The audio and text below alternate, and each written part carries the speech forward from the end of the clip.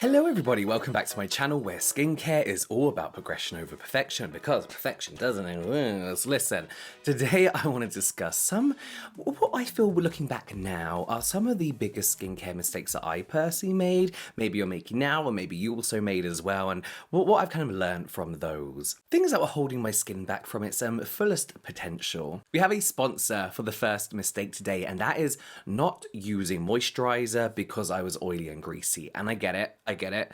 The last thing I wanted to put on my skin while I was literally like pouring oil off my face was a moisturizer.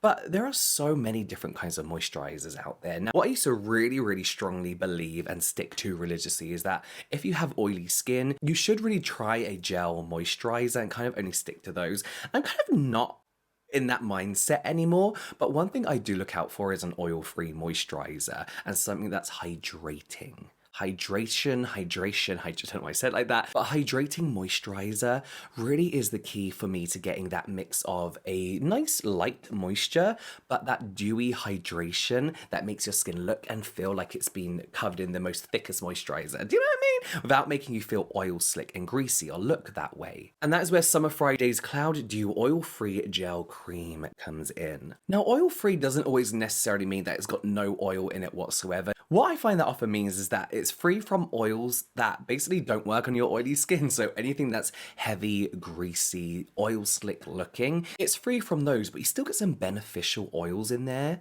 And that's what I like about this moisturizer in particular, is you're not missing out on any benefits just because you're using a lightweight gel type moisturizer. For example, we have argan oil in here, which is a good antioxidant, as well as rosehip seed oil, which is like a fatty acid moisturizing ingredient, but you cannot feel this sitting on your skin whatsoever. We have other oils that are packed with fatty acids, as well as ceramides in here, which we know is great for your skin barrier. And I do find that when my skin barrier is intact, my oils are kind of controlled. But in here as well, we have 3 different types of hyaluronic acid as well as glycerin. So you're getting that hydration that I really love from a moisturizer for when I was super oily. I'm not super oily anymore, but I do still have those days where I need something light and airy but dewy that can sit really nicely under a sunscreen. So along with the ceramides and amino acids, which are essentially the building blocks of the skin, keeping all that hydration in, making your skin work properly basically as well. Squalane, shea butter, all things that sound heavy, but in this amazing dewy, lightweight formulation. And that's what it's all about,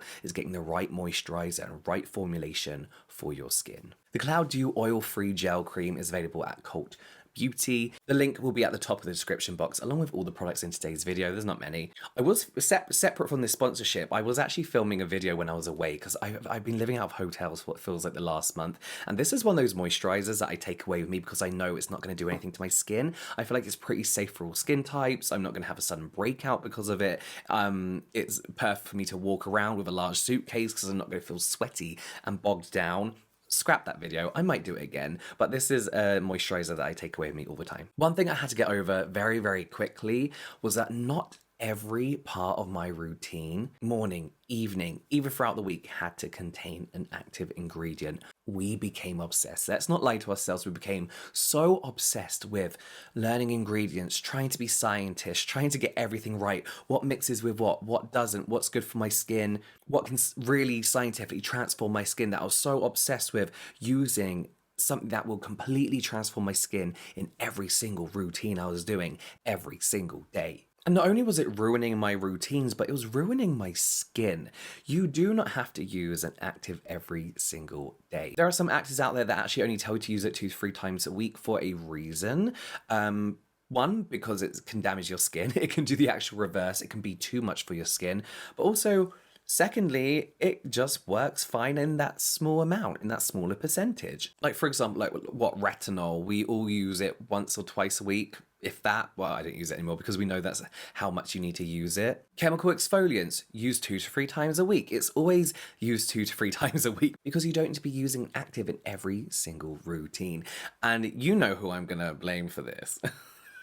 Listen, there are a lot of single ingredient brands that I feel really kind of led to this fascination, this obsession even with building up this collection of actives and having to use everything and thinking we needed to use everything when what our skin really needed was just to have a fucking break. Do you know what I mean? Like just for everyone to calm down. My skin enjoys it when I just slow down, when I don't put actives at the forefront of my routine, when I know what actives work for my skin, really concentrate on one thing that I want to focus on with my skin and use that one product, that one active ingredient for it on that day or that day of the week, you know? And my skin's never been happier. It still gets fucked up sometimes, but it's calmer, it's happier. I'm happier. On that level, let's talk about a mistake that I feel like a lot of us made, and that was building up a skincare serum library. I feel like there was certain brands, The Ordinary, and mate, right, let me just get this straight. I'm not shitting on The Ordinary. I mean, is it really a video if I'm not shitting on The Ordinary or CeraVe? I'm not though. I'm just saying The Ordinary are a brand that transformed the way we look at skincare completely for the better. The way we analyze ingredients, what actives actually do for our skin, and the way they work within a formulation, and just piquing people's interest in what works for them and skincare in general. They have changed the skincare game for the better. What I feel they personally did to me and many other people is made us feel like we need everything. They made us feel like, you know, oh, what's this ingredient? What's that one? Maybe that will work for my skin. What can I mix together and what shouldn't I mix together? Or maybe we're just gonna throw them all in a fucking bowl and put them on our face, you know? And what I really started to miss was the enjoyment of skincare. I kind of started to see it as like a science experiment rather than doing what I originally wanted skincare to do for me, and that was to calm me, relax me, and make me feel better about myself. I was stressing out over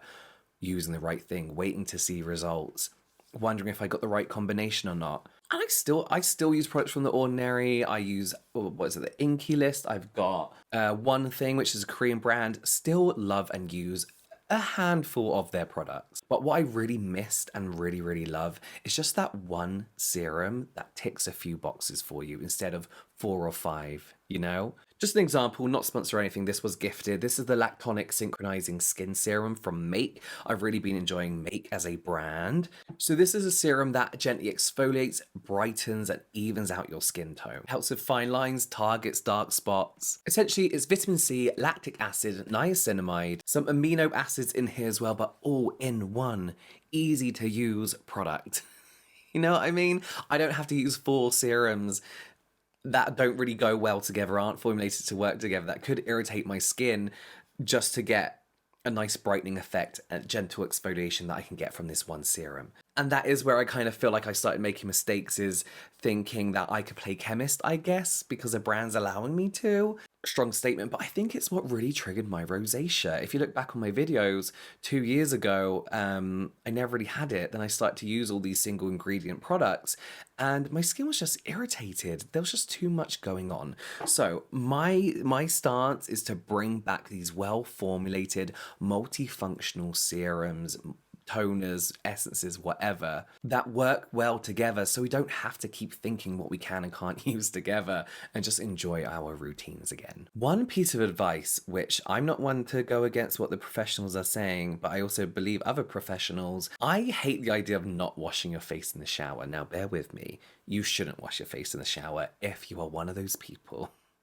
I don't know how you do it if you do, who has scalding hot showers. I cannot stand hot or even warm showers or baths. I like to have like between warm and cold showers because they just make me feel better. They make me feel more vibrant and alive. And I can't do heat. I don't like hot rooms. I don't like spicy food. But that's the thing, is if you are having these scalding hot showers, the reason you're recommended not to wash your face along with your shower is because you could really damage your skin. We know that. You could dehydrate it, you could irritate it massively. But I listened to this advice and I didn't get quite why you couldn't do it. So I used to spend so much time showering and then washing my face over the sink. And I hate sink washing so much. I just wash my face in the shower, gentle water, cool water.